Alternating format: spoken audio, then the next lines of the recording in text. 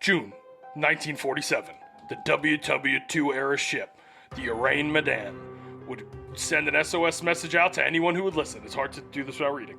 He claimed to be the last man standing while everyone else was dead. Keep going. Do not stop. Praise this country. Immediately, a crew is sent out to investigate. But when they board the eerie ship, what awaits them is far worse than anyone could have imagined. Join us tonight as we explore the controversial modern ghost ship, the Ourang Medan.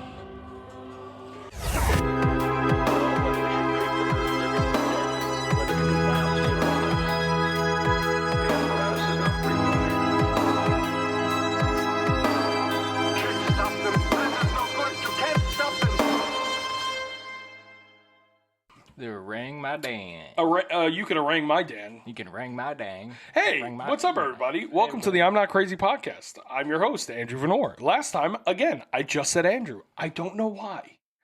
Today we are viewed. That's not the word. Viewing. Today we are joined with an extremely important guest to the show. He's, I would say, one of the OGs of I'm Not Crazy. Oh, thank you. Vincenzo. Do you want me to say Vin Quinn or Vincenzo Quincenzo? Whatever you want. Vincenzo Quincenzo. Hi, everyone. Hey. I like how I look behind me, too. Yeah, just in case all the people behind you were looking. Yeah, I gotta looked look at through them. It the, actually felt really weird. This is definitely not going to be cut from the end. This is definitely right when you're watching. Totally natural dialogue. That's probably a bad way to start. Take the subscribe button. Throw it off. What do you think? You take the subscribe button and make it hard, man. I think that's what he said. And it's, I don't know where this is going to go, but it's not going to be where I record. Or, no, it is. It's totally smooth dialogue. The cut that you're going to see now is 100% real and is in order. So we can't not talk about aliens. Oh, yeah. We have to talk about this. The entire world is talking. People who... Yeah. Mainstream news, everything. We have to talk about this. This is gigantic. So before we get into the episode, we're going to talk about the Ourang Medan. It has nothing to do with aliens for the most part. There is it aliens in there? Spoiler, it's not, like always. But always comes down to aliens. Always comes down to aliens. It never is. But this story is nuts. So basically, there was a blue streak that was seen flying into the sky, basically falling from the sky. Body cam footage from a policeman got it on tape. 2 8 to 10 foot beings in their yard staring at them with big shiny eyes. Yep. The cops arrived. Apparently, they got stuff on their body cam footage.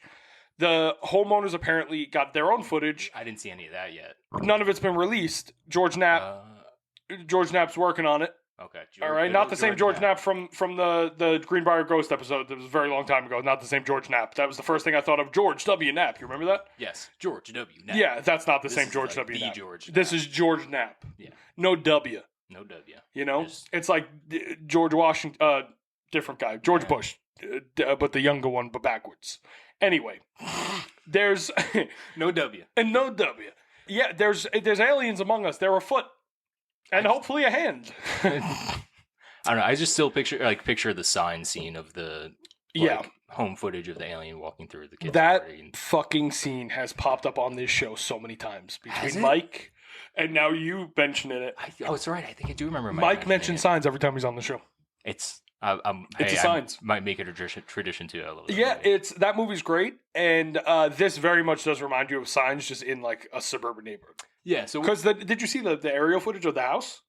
Yes. So aerial footage of the house. It's like a fucking parking lot. It is. It looks like I think they run like a business or something. I think it's literally a parking lot. And from the aerial footage, you could see the circle and the thing and all that. The circle is a perfect circle, which is kind of weird. So I saw a glimpse of that, and I didn't see anything about that. The perfect circle was just... That's where they're claiming it fell, but why would it be a perfect circle? But that's beside the point. Anyway, whatever. I hope that it's fucking real. Yeah. There's really no updates. We just wanted to mention it because I feel like I have to put it on record that we mentioned it, because if this turns out to be the next big UFO thing, like the next Roswell or modern day Roswell, something like that. It's Las Vegas, right? It is Phoenix, I believe. Oh, Was it Phoenix or New Mexico? It's just. Nevada. I'm sorry, not Phoenix. Okay. Anyway, aliens. It could be them. They could be real, or maybe not. We're all gonna. This is the end of it. Okay, so thank you so much for listening to the rant. Okay, so today we're going to be talking about the Ourang Medan, which is a World War II era ghost ship, WW2 era ghost ship. And it's really cool because, honestly, the story of the Ourang Medan is the exact type of story you would think it would be. It's super creepy. It's very weird. The story behind the story is like most of these things. Did you drop the cap? No cap. The story behind these things that's where the real interesting story lies, even though you would think it would be the one where they're boarding a ship full of dead people. Yeah. It's not. It's the story about how they got the story of that. Layers. Love it. Get out of my swamp. Okay. This is the Shrek bit you have to cut from every single episode. He doesn't stop doing Every single episode we do a Shrek bit. This one I used a wide array of articles from the 1940s and onwards, because these were the only main sources that I could find. There are a few modern articles, but most of them give the short end of the story. Though one written by Estelle Hargraves on skiddishlibrary.co.uk, that's where I found the re-upload, I assume, was very useful. And not only was it very useful, but she is more or less where my idea lies. I think that she's 100% correct of what happened, but we will get to that. Okay. Shout out to Things That Go Bump for their video on YouTube. I used it for a little extra stuff when it came to the theories. So we could do that. I'm sweating because it's hot. This very much has the feeling of a campfire story. Keep that in mind. So again, for the time being, sit back, relax, and suspend your disbeliefs. Gonna add S's to all those words. And as follows... Watch until the end to find out the truth of the Ourang Medan. You know, I never really say watch to the end because I think it's a little hokey. You know, because if you want to watch to the end, I shouldn't have to tell you. It should be entertaining, right? But this one I'm going to tell you to because the ending of this is genuinely surprising.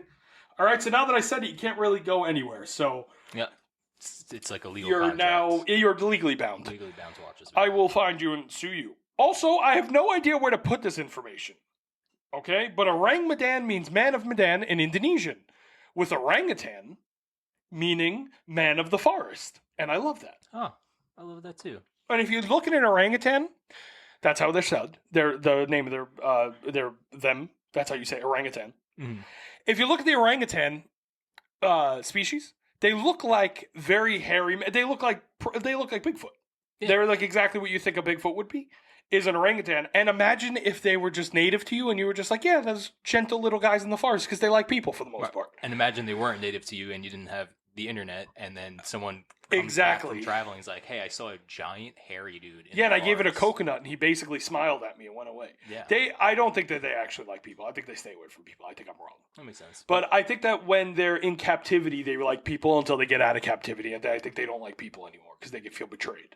That would also make sense. I could be making all of this up or be 100% correct or anywhere in between. Don't look it up. But now that we have the etymology of the word orangutan, let's get into the story of the ghost ship from WW2. Okay, so now you can see the story. This is all in red.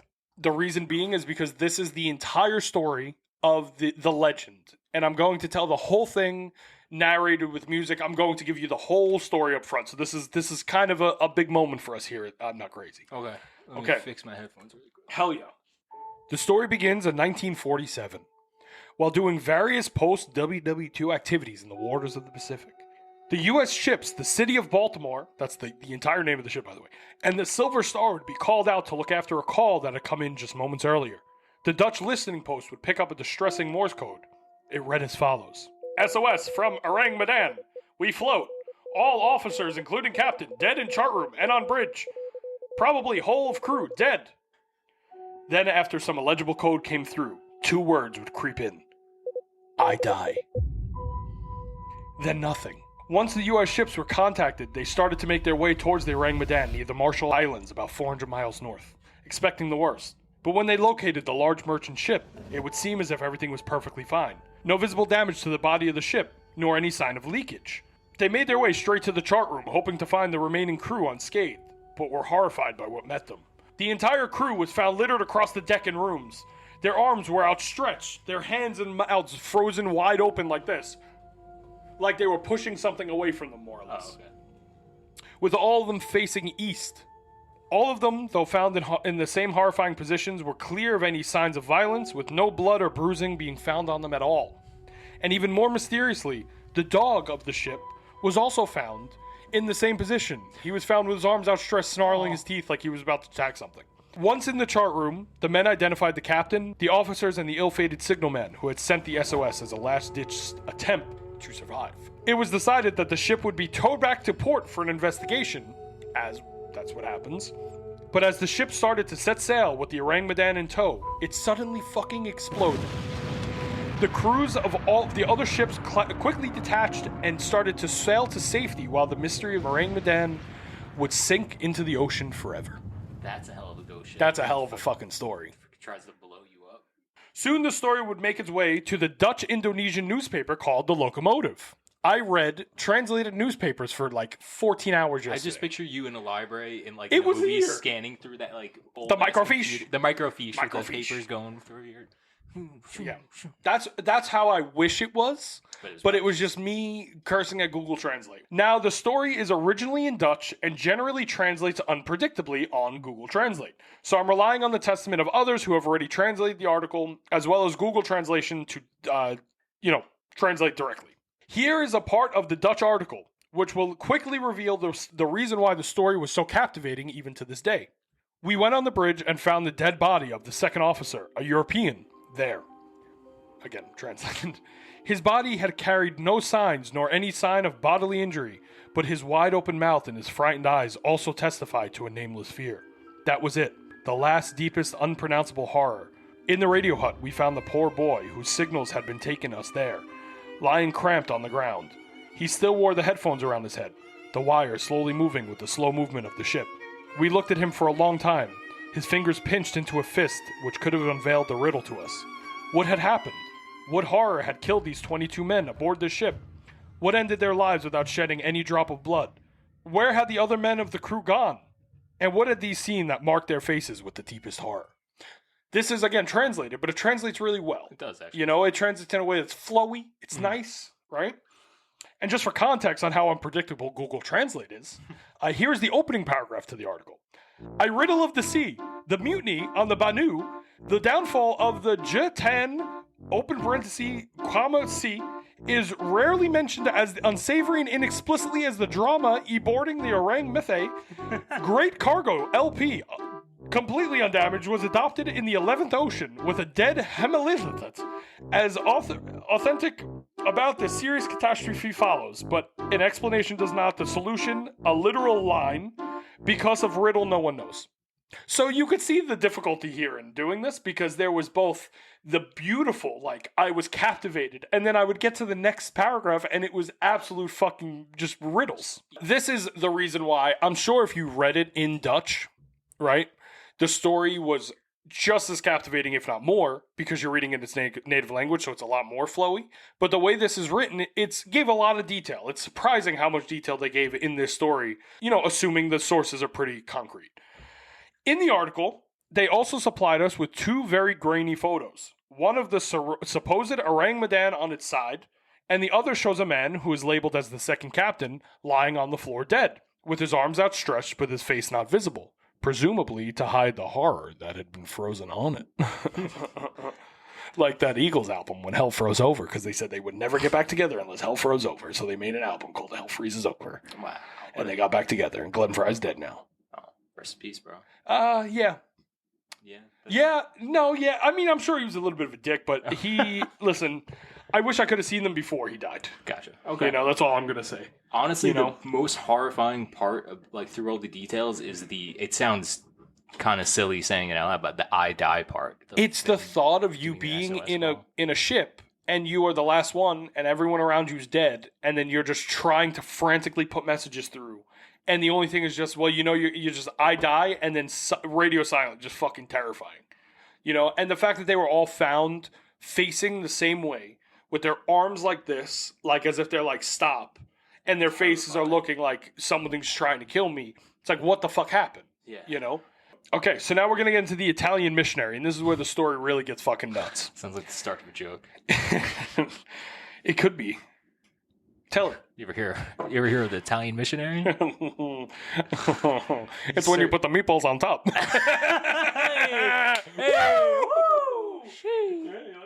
In 1948, the Locomotive released another story about the Ourang Medan, this time claiming to have more information giving some actual context to the tale. Now, this is important because the first one had no actual sources, but we knew that it came from the Associated Press. And the Associated Press is going to be extremely important. They are the world's oldest and largest news conglomeration. Not conglomerate, what's the word? They basically collect news and then spread it to other newspapers around the world.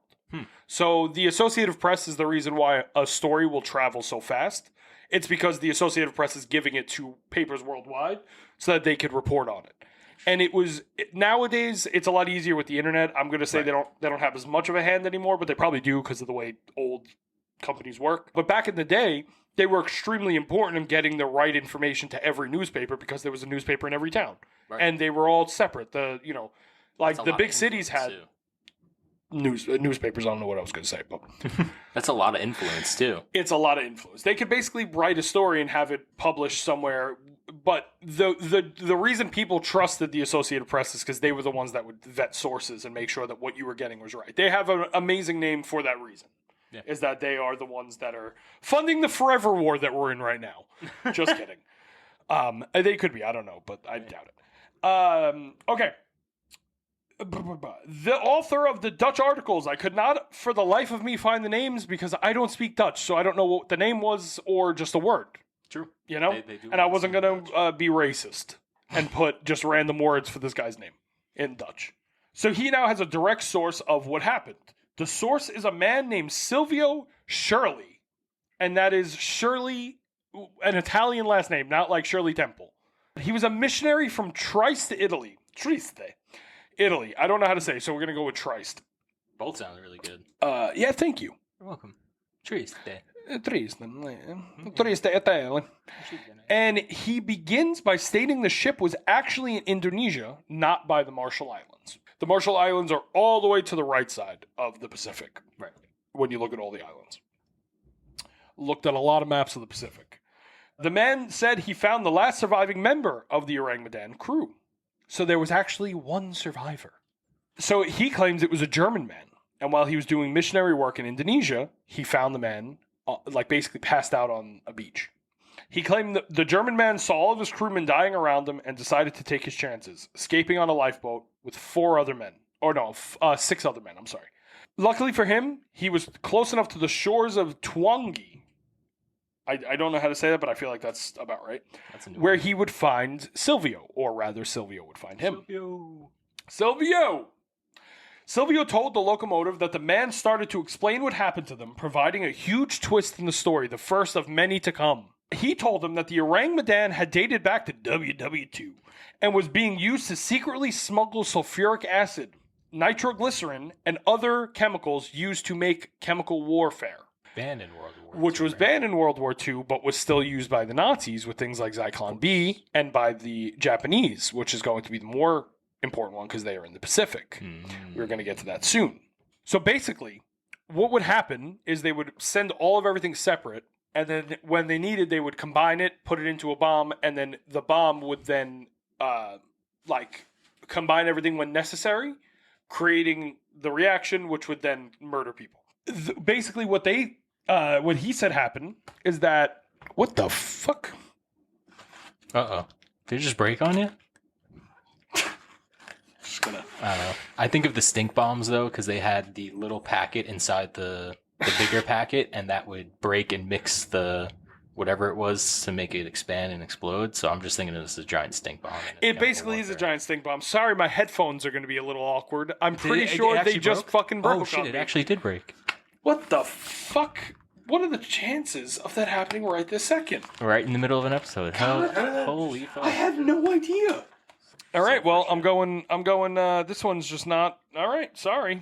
Well, anyway, so basically what they said was that all of the chemicals would then be mixed, making the bomb, making the reaction, and then they would be shipped to wherever they need to be shipped and used to murder people. The guy claimed that while on board, some type of fucking, I was going to say malnutrition, that's not the right word. Some type of, what is the word? Chemical reaction? No, it's when you're not paying attention, you do something. Not mutiny. That's when everybody leaves. It's just a regular fucking word. Not malfeasance. No, not malnourished. Not malfeasance. Not malnutrition. Oh my god. Unattended. No. Incompetence. Incompetence. There Not it an M, is. but I got it. Not an M. Due to the incompetence of someone on the crew, chemicals mixed, causing the gas to become poisonous, which then slowly overtook the crew. And the reason that they all had the horrified look on their face was because they died of asphyxiation. And now, unfortunately, if you're like me, you've seen someone on the internet be asphyxiated. And what happens is their tongue swells up in a way that props open their jaw, where it looks like their mouth is open, and their eyes bulge out, which makes it look like their eyes are open. Really, really fucking wide, because they can't breathe. Okay. That was like my first initial reaction when you started reading this story was, or maybe like a gas leak or something like that, and then you started giving these details that didn't make sense, and that just explained pretty much everything. Yeah. Except for one thing, but I'll let you. Well, the one thing I'm sure we could both say is, why would their arms be outstretched instead of holding their necks like every other person that gets gassed ever in history? No one ever pushes the gas away. They hold their neck. Right. It's like human instinct. You grab your neck because you can't fucking breathe. Mhm. Basically, that's the big thing. Is like, why wouldn't that have happened? What was keeping them from? Why were they putting their arms out? And facing east. And facing east, which never gets mentioned again. Okay, come on. Oh, it's the first story. Okay, it's right. Never gets mentioned again.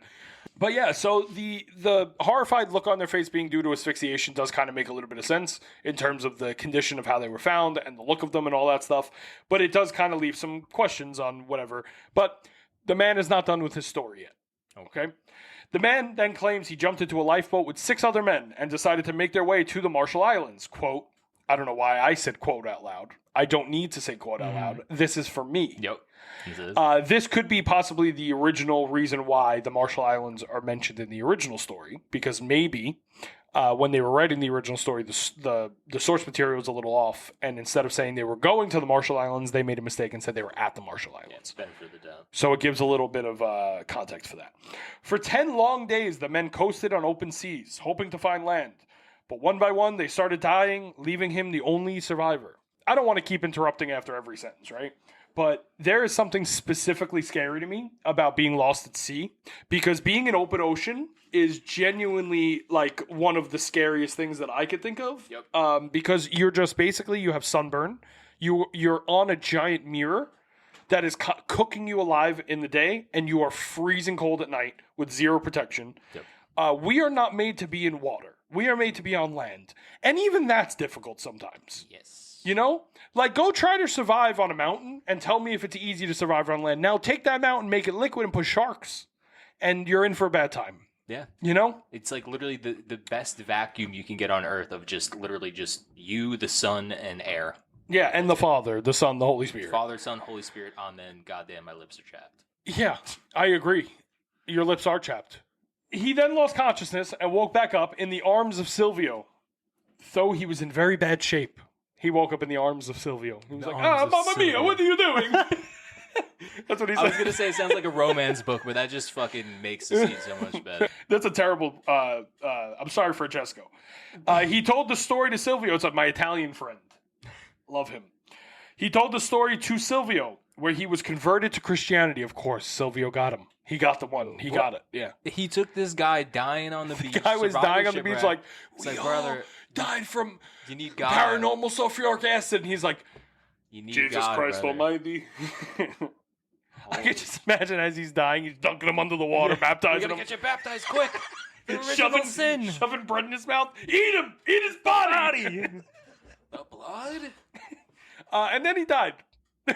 Hey, Then the man. German man's dead. He got converted to Christianity before. He's going to the that's right all place. That matters, bro. Yeah. Yeah, we'll see him in it. So the story seems to have been published in many newspapers worldwide by 1948, with the Ourang Medan becoming a modern Mary Celeste. Theories of the possible reasons for the ship's demise ran rampant. The story had officially become the stuff of legends. And that is where the Ourang Medan would sit for a little while. So before we get into the the fun part of the episode, where we're definitely not going to rip the legend apart shred by shred, we're going to get into the theories of what it could be. There's a lot in here that is very interesting and can easily be the reason, but it kind of falls into the... I'm getting ahead of myself here. Gotcha. Okay. Could be this. Well, it's more just like if it just becomes easier if you believe in conspiracies and you're because the thing with a conspiracy, especially governmental, is that the idea is that we will never know because they're so big that they could hide it. Mm-hmm. So if you apply that to anything, you'll believe everything because then you'll just assume they're hiding because they have that power. We need to remember that the government is being run by us in a different position, in a different life. The capabilities that we have as people are still there, and those people are still limited to those capabilities.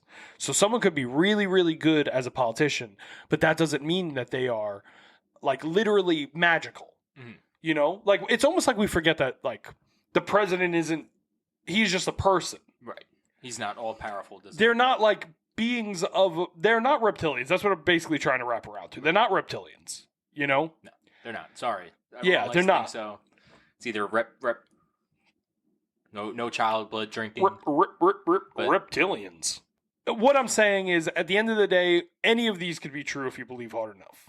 And what really is, what's more in the spirit of the show than believing hard enough to make yourself throw up? Nothing. Tearing it down afterwards. Yeah. Coming to the realization that you were wrong. That's the spirit. Okay. So the theories. Now, do you have any theories before we start on what you think it could be? So, I mean, first thing I thought was like some type of gas leak that just slowly killed all the crew, and then, you know, they asphyxiated, and somehow someone got out a last message before they went out. And really the only thing that didn't kind of make sense was the expressions and stuff, which you explained, and then the facing east, which was never mentioned again. So I will say that I more or less made it into facing east, because in the original article they say they were facing the sun, and the sun moves. Right. But so if you just waited a few hours, they would no longer been facing the sun. No. So that's why I'm just like, did someone position them right before they showed up on whatever? I'm confused. Do you have any like theories of what you think could be the reason for the ship? For the reason for the ship, just in for what happened to the Ourang Medan and the explosion. We haven't really talked too much about the explosion. Oh yet. No, so that's why I think it could be a gas leak, because that could just eventually lead to an explosion, and you know could that also it's fair. Gas. Yeah, the gas leak is a big, and CO2 is a big one. Right. Even though it isn't really probable with CO2 because it would have they weren't in a enclosed space to the point where they would have died that way. It would have had to be like something that was made to kill someone, like nerve agent or something. Like something that you could throw into a trench and not have the open air of the trench dissipated in time where it's not going to kill people. We're going to go with the most realistic theory first. Okay? And I'm just going to put it out there nice and easy.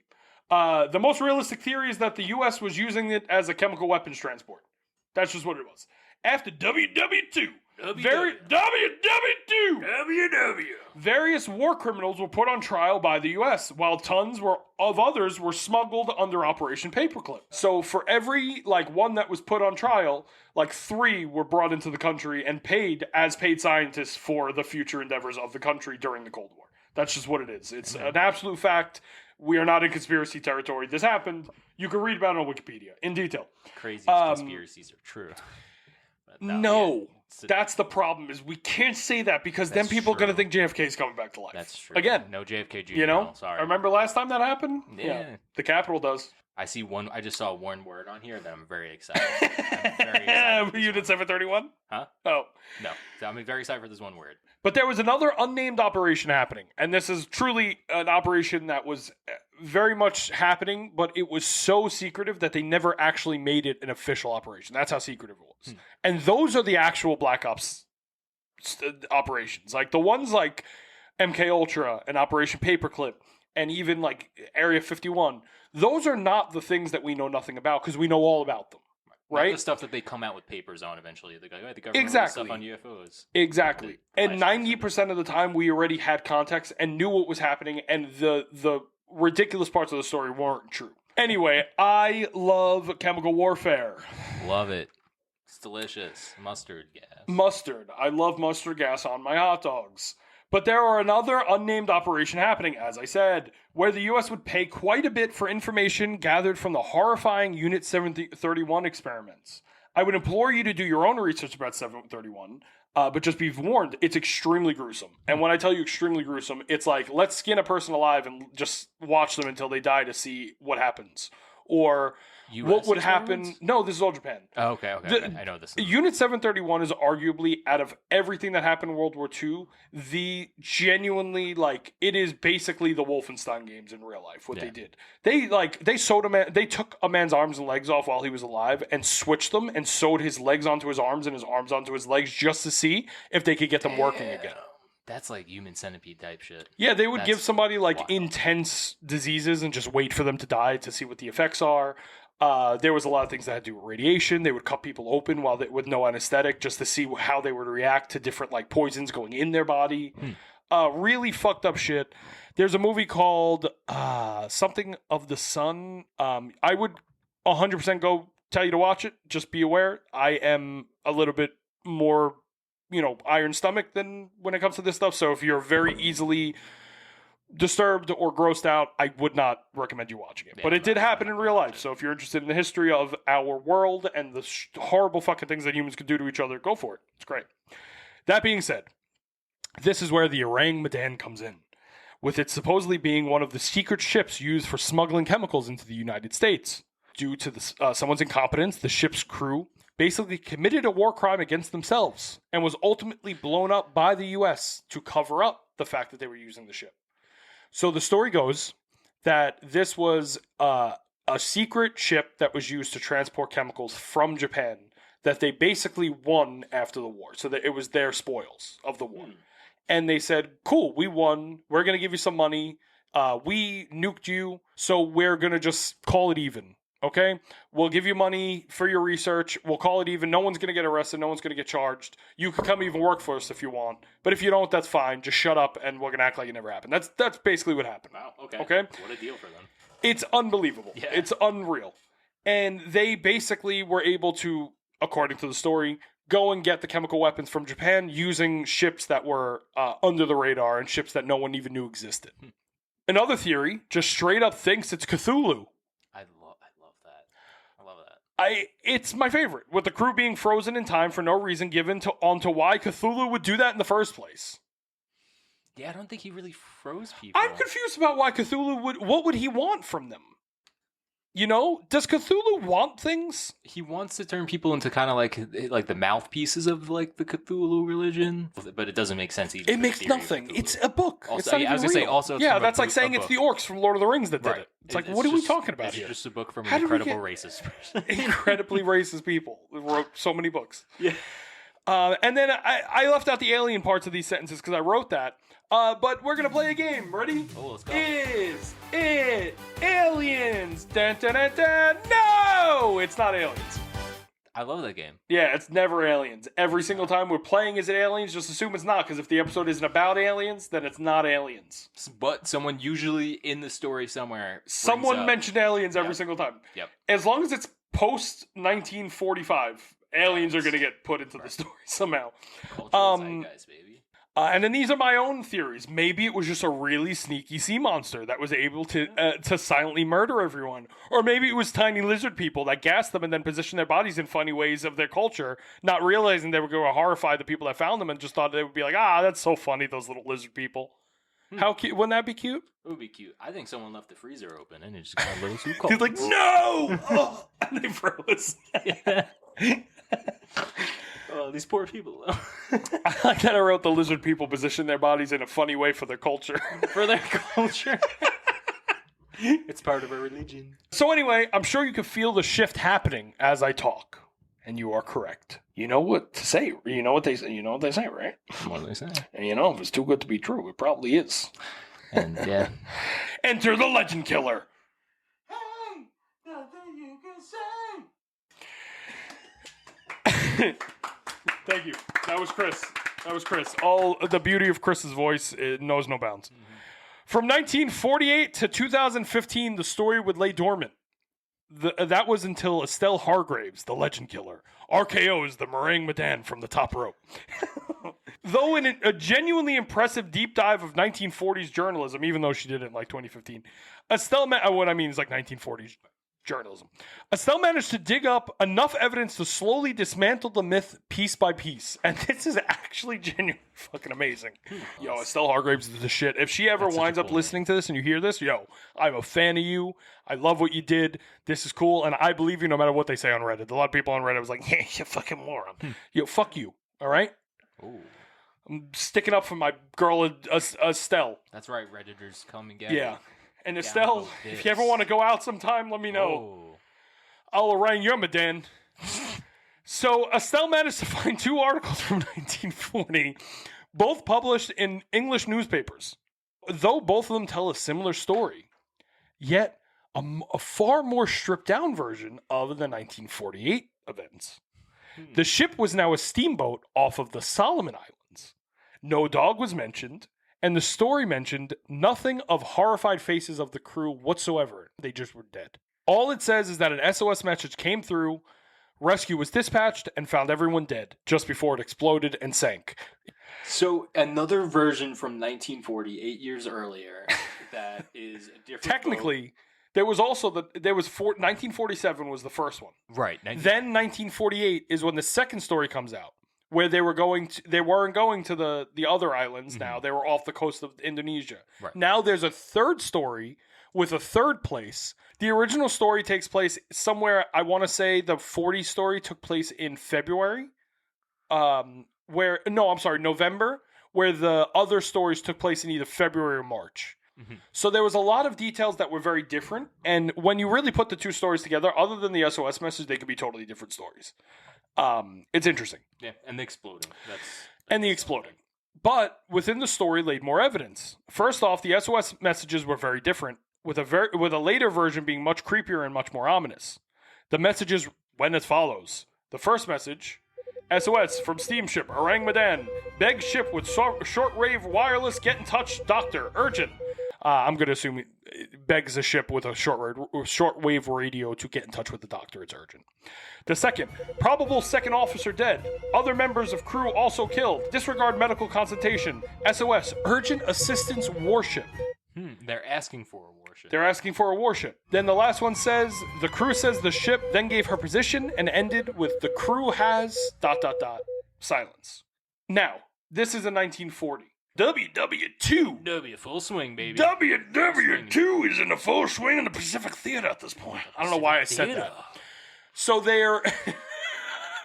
I said it like that. I liked it, though. Though the telling is similar, the mention of needing a doctor or a warship is very important. This was 1940, 5 years before the end of World War II, making this seem much less paranormal and much more akin to the articles in the same issue of that newspaper. Such as an article, I swear to God, like 3 pages in the exact same day newspaper of this is the Yorkshire Evening. In the exact same part, there is another story about a 11,000-gallon tank of gasoline that was ignited by a German bomber and cooked a bunch of soldiers alive. God damn. So this is not out of the ordinary for what you would have found. Not the worst story in the paper. And not the worst story. Holy shit. Which lends to why, possibly, maybe the second time around, we need to add the ghostly elements to it. Right. It kind of has like just how a traditional legend evolves from each release is a little bit different. And lastly, the piece of evidence that makes the whole story unravel. You ready for this? This is nuts. Tell me. The source of the story in the February 21st edition of the Yorkshire Post was attributed to none other than a man from Trieste. The same port city in Italy that produced the very similar story just 8 years later. Though the man is not named to be Silvio, it would be an astonishing coincidence considering the names of the ships are identical, the SOS message is so similar in tone, the whole thing is so obviously the same. Who else but Silvio? Who else could it have been? Right. Now, I tried to look up more about Silvio, and I could not find anything.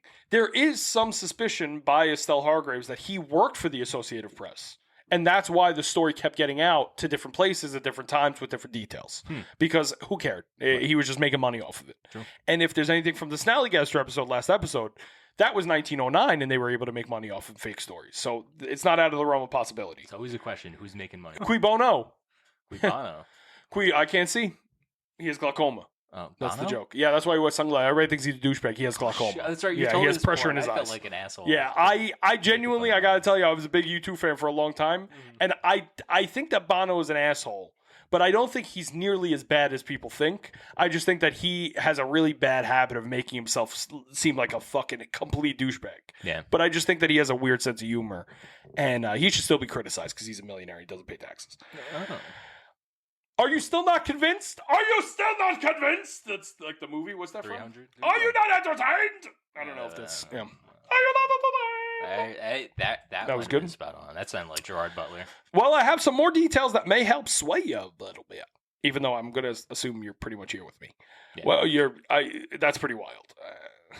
First of all, no rescue ship was ever actually named in the original article between 1940 and 1948, with the additions of the names of the rescue ships being the City of Baltimore and the Silver Star being added later to help with the credibility of the story because they are actual real ships. Now, the Silver Star... Wait, sorry, the City of Baltimore was a real ship? That's a real ship. Yeah, it's called the City of Baltimore. There's actually, when you look up, I was on the Navy Register website. They have every ship in alphabetical order, and the amount of cities of, like boats called the City of, is fucking absurd. Damn, There's a City of Berlin also. Oh. World War II era show. They need to get better at naming ships, to be honest. But that's honestly very impressive that you went to that length. To, I fucking did. verify I wanted to naming make ship. sure that it was a real ship. Cool. The City of Baltimore can't necessarily be pinpointed to a specific time and place of this legend, so it could have technically been there. The Silver Star, on the other hand, had already by this time been renamed 2 times by 1940. So the Silver Star didn't exist after 1940. So that Even we know for the couldn't have been earliest there. Story. Okay. So even though we know for a fact this was added later, like just as supplement data, it couldn't have been. Just to be 100% true, that couldn't have been the case either way. The best problem with the legend is that every few years, a new variant was released. If we go by the articles in this episode alone, the ship the ship sank 3 different times at 3 different places. And that's just the fact of it, unfortunately. These places on a map look really close because it's the Pacific Islands, but they are hundreds, like 400 or 500 miles away from each other at a time. And for the photos of the ship in the Dutch paper, the locomotive, they are unidentifiable. So technically, the ship on its side and the dead guy on the floor could be from the Ourang Medan, or they just could be a dead guy on the floor and a ship on its side. We have no way of telling. Regular war photos. Technically. Or regular fucking war photos that just weren't used anywhere else because there were so many of them. Yeah. There are a bunch of other photos that are used and recycled anytime an article breathes new life into the story, though most, if not every single one of the photos has been thoroughly debunked in the video that I mentioned in the sources from Things That Go Bump. That guy literally goes picture by picture and just goes, this is not the Ourang Medan, it's this boat. This is not the Ourang Medan, it's this boat. And just does that for like 4 or 5 and says like, I could keep doing this, but there's hundreds of pictures people use. None of them are that boat. It's always a different boat that we can identify. This also includes the photo of a man appearing to be frozen. But that man is wearing Adidas shoes that didn't come out until the 1960s and is a literal fucking mannequin. So that's not from the Ourang Medan because they didn't have Adidas shoes from the 60s. Damn, I thought my freezer theory had legs for a second.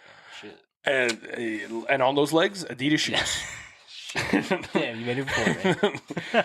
And finally, the man from Trieste, Silvio Shirley. Silvio. I feel that if we are allowing ourselves to make up stories based off of nothing, aka Cthulhu, aliens, and all that, we have to acknowledge the incredible coincidence of Trieste being mentioned in both the 1940s article and the 1948 article, from different parts of the planet entirely. One of them was in the Yorkshire Post and the Daily Mirror in England, and then 8 years later, it was in an Indonesian Dutch newspaper in Indonesia. Not even in Dutch.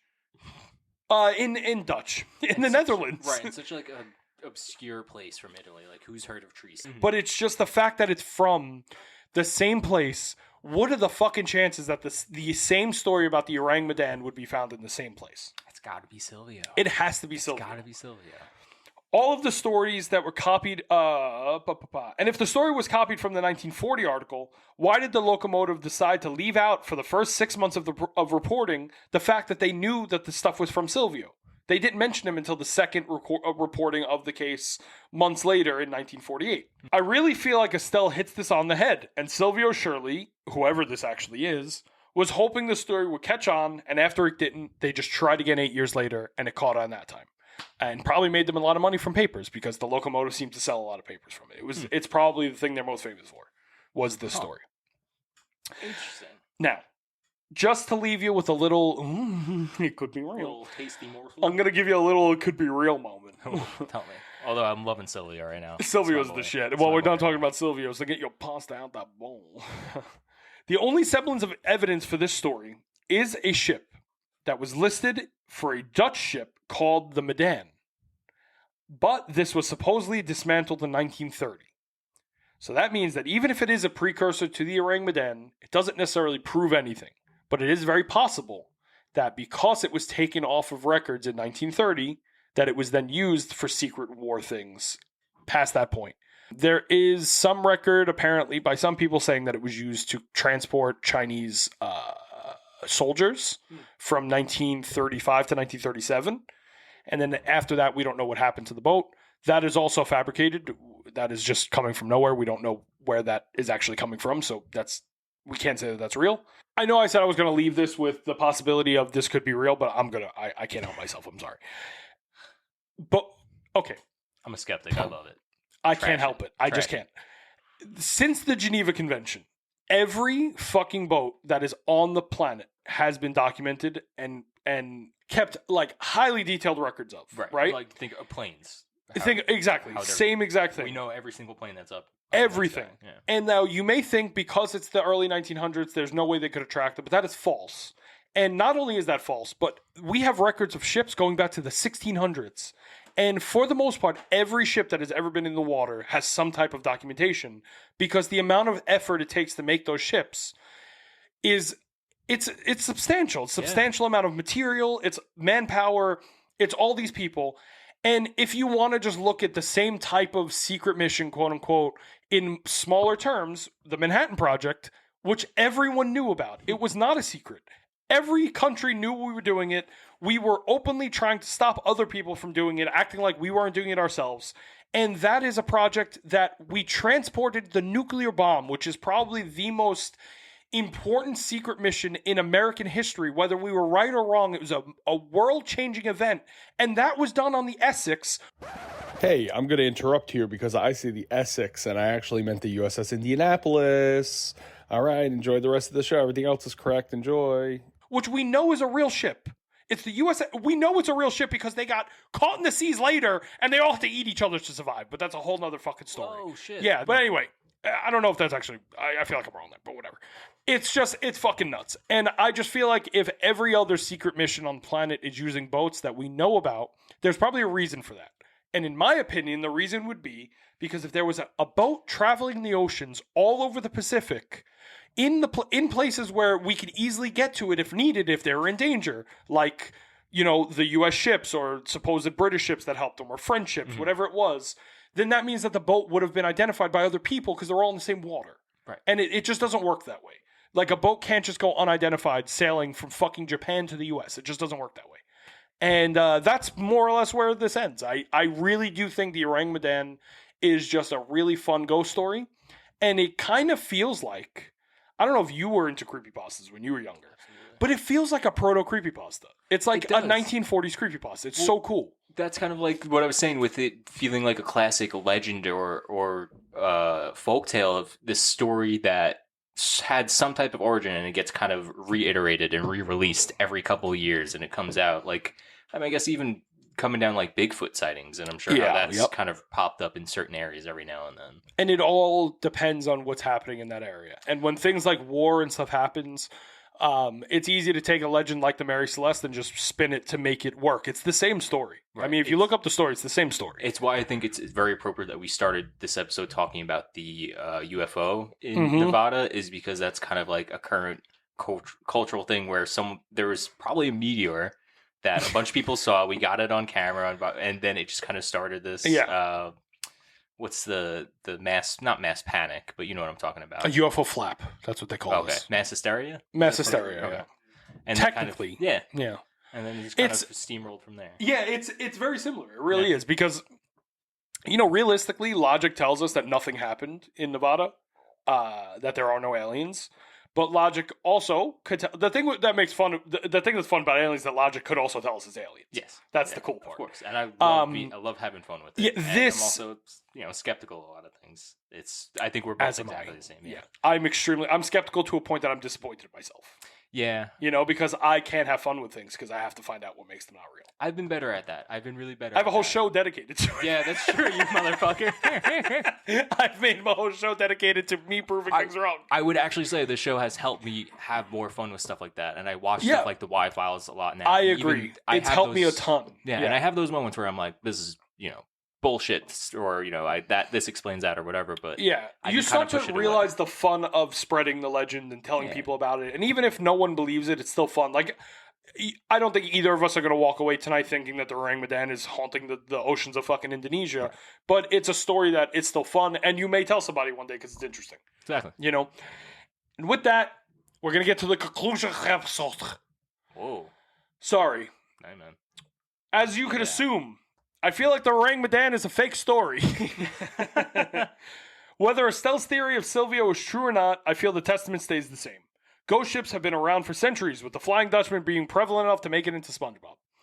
The story reads like a proto-creepypasta and basically is. The sources are mystery, and the story evolves as needed. And with that, ends the story of the Ourang Medan.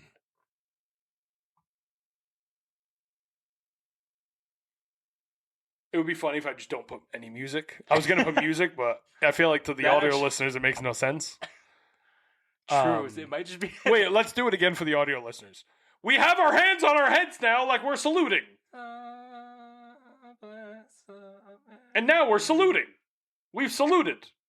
There you go. There you go, audio listeners. But yeah.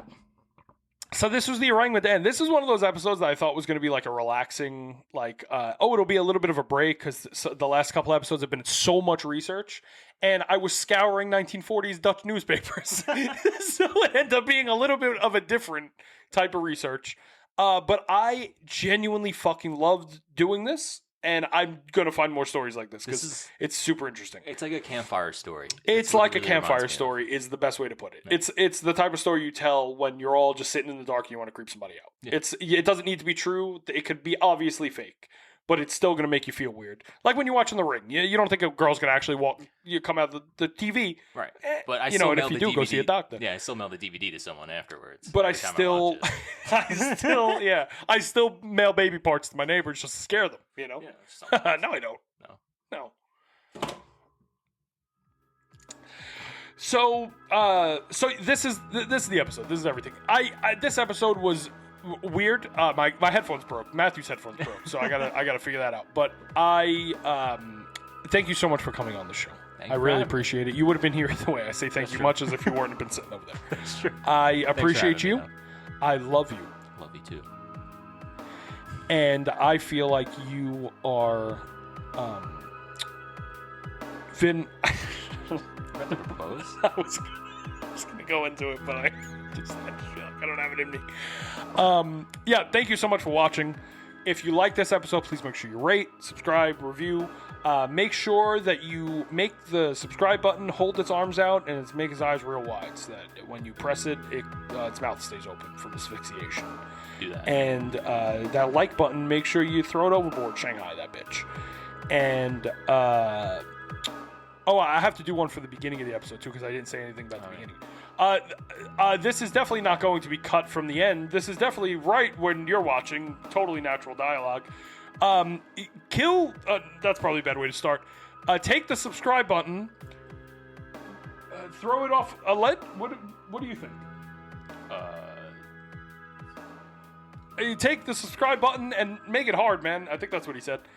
And it's, I don't know where this is going to Make go, that but it's subscribe not button hard. going to be where I record. Or, no, it is. It's totally smooth dialogue. The cut that you're going to see now is 100% real and is in order. Okay, cool. Beautiful. So, my name is Andrew Vinoy. I've been your host. This is Vincenzo Quincenzo. He's been not your host. The other, I've been here, the though. other one. He's the guy. And the Ourang Medan is somewhere in Indonesia, so they can't wave to you. thank you so much. I really appreciate it. This episode's weirdly like a fever dream, and I love you. Make sure that you don't drown.